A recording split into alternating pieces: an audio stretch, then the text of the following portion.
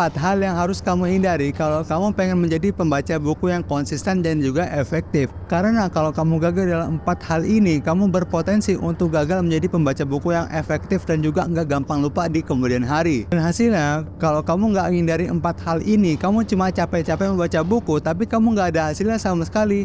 Pernah nggak sih kamu merasa hal tersebut, kamu udah menyelesaikan sebuah buku, kamu udah kelarin sebuah buku, tapi ketika sudah selesai kamu langsung lupa, kamu nggak tahu kamu isi buku ngapain, kamu nggak tahu isi bukunya, kamu nggak tahu apa yang dibahas, dan kamu melupakan semua hal yang ada di buku tersebut. Dan itu wajib banget untuk kamu hindari, maka dari itu aku buat video ini khusus buat kamu, supaya kamu nggak gampang lupa, supaya kamu lebih efektif dalam membaca buku. Udah baca ratusan buku dan inilah beberapa kesalahan yang harus kamu hindari sehingga kamu nggak menjadi pembaca buku yang sia-sia. Halo semuanya, aku Rizky Sudeno, seorang pembaca buku dan juga lulusan S1 Pendidikan di salah satu kampus di Bekasi. Buat kamu yang pengen menjadi pembaca buku, pastiin kamu tonton video ini sampai habis. Hal pertama yang harus kamu hindari adalah kamu jangan terlalu sering bermain HP. Kamu terjebak di gadget, kamu terjebak di HP, dan kamu nggak bisa keluar di sana. Kamu ketika membaca buku, kamu nggak fokus ke bukunya, kamu malah dikit-dikit buka HP, dikit-dikit ngecek notif, dikit-dikit ngecek pesan, padahal nggak ada pesan yang ngasih ke kamu. Nggak ada notif sama sekali, nggak ada pesan sama sekali.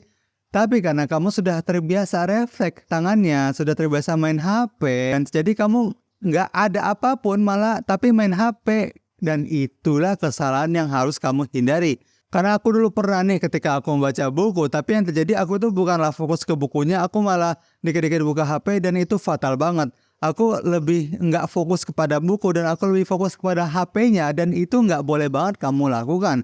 Karena ketika kamu udah sekali terjun ke HP tersebut, kamu udah masuk ke dalam dunia tersebut, kamu nggak akan mudah untuk keluarnya, kamu akan susah untuk keluarnya. Kamu nggak akan fokus membaca buku dan kamu malah main HP yang kamu pikir cuma 5 menit, tapi yang terjadi kamu bisa 10 menit atau bahkan setengah jam di HP tersebut. Dan kalau kamu tahu dengan adanya HP juga itu bisa memecahkan fokus kamu. Yang tadinya kamu bisa fokus membaca buku, kamu nggak bisa fokus sama sekali. Cuma karena apa? HP.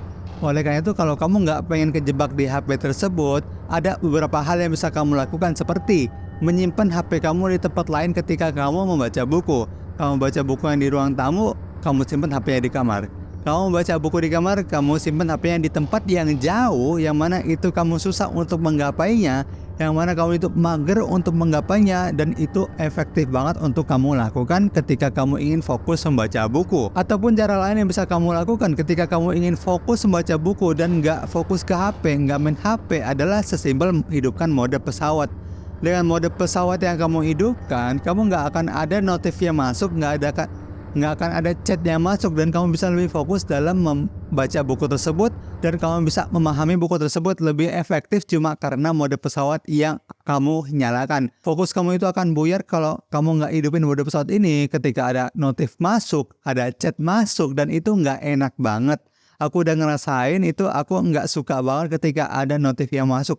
Padahal aku sebelum membaca buku sudah berpikir bahwa aku harus camkan di diri aku nggak boleh cek HP, aku nggak boleh buka HP. Tapi yang terjadi adalah ketika ada notif yang masuk, ada pesan yang masuk, yang terjadi kita tuh malah fokusnya hilang, kita malah refleks karena kita sudah terbiasa memegang HP. Maka dari itu pasien kamu matikan HP kamu ataupun kamu hidupkan mode pesawat ketika kamu membaca buku.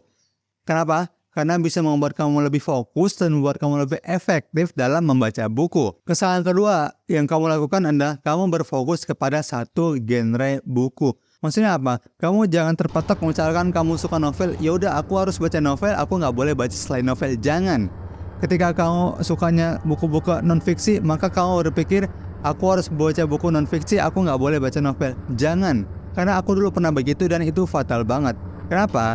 Karena dengan kita bisa mengeksplorasi banyak macam buku, banyak macam genre ataupun topik buku, itu bisa membuat kita lebih berwawasan luas lagi, bisa membuat kamu lebih kaya kosakata kamu seputar buku-buku yang bisa kamu konsumsi.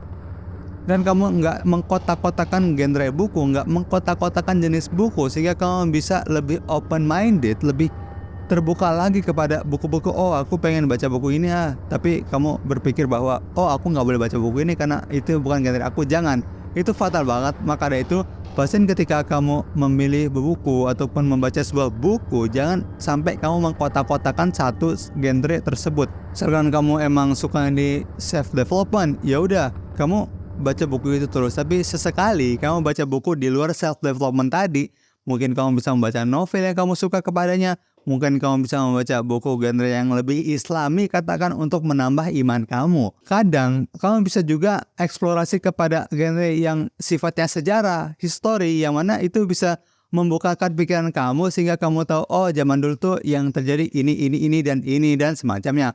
Oleh karena itu, kesalahan kedua yang mesti kamu hindari adalah jangan terpatok kepada satu genre buku. Jangan terpatok sama, oh aku topiknya ini, aku nggak boleh selain ini. Jangan. Itu kesalahan kedua. Yang ketiga yang harus kamu hindari adalah menilai buku cuma dari sampulnya doang. Ini fatal banget, karena kalau kamu cuma berpikir buku yang bagus itu dilihat dari sampulnya bagus apa enggak, itu salah banget.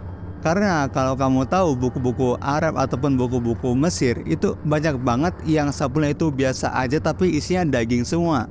Yang mana sampulnya nggak heboh-heboh banget seperti kita lihat di Gramedia ataupun di toko buku lainnya, yang mana itu sampulnya estetik-estetik dan semacamnya. Tapi meskipun sampulnya biasa aja, tapi isinya itu lebih efektif ataupun lebih daging daripada buku-buku yang sampulnya estetik dan semacamnya.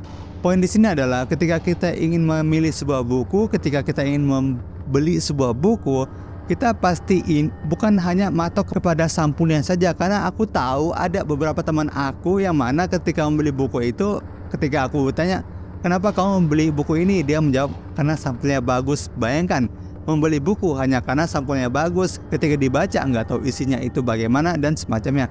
Intinya adalah ketika kamu membeli sebuah buku ataupun membaca sebuah buku, jangan sampai kamu melakukan hal tersebut. Jangan sampai kamu menilai sebuah buku hanya dalam sampulnya. Kan banyak tuh perkataan, jangan nilai buku cuma dari sampulnya doang. Itu kan bisa kita aplikasikan kepada kehidupan kita sehari-hari. Bisa kita praktekin juga ketika kita mengkonsumsi sebuah buku, kita cek isinya, reviewnya itu bagaimana.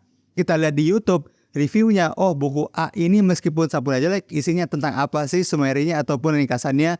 Buku B ini tentang apa sih, kan kita bisa cek terlebih dahulu sebelum kita membeli sebuah buku ataupun mengkonsumsi sebuah buku. Oleh karena itu, pastiin kamu jangan sampai menilai sebuah buku hanya dari sampulnya doang. Itu kesalahan ketiga yang bisa kamu hindari ketika kamu membaca buku adalah jangan menilai buku hanya dari sampulnya doang. Yang keempat yang bisa kamu hindari adalah jangan sampai ilmu yang kamu dapatkan dari buku tersebut hanya di diri kamu sendiri, nggak kamu bagikan kepada orang lain, entah itu orang yang jauh maupun teman terdekat kamu. Kamu jangan berpikir bahwa ketika kamu beli buku, kamu mengkonsumsi buku, kamu itu isinya buat kamu sendiri. Jangan.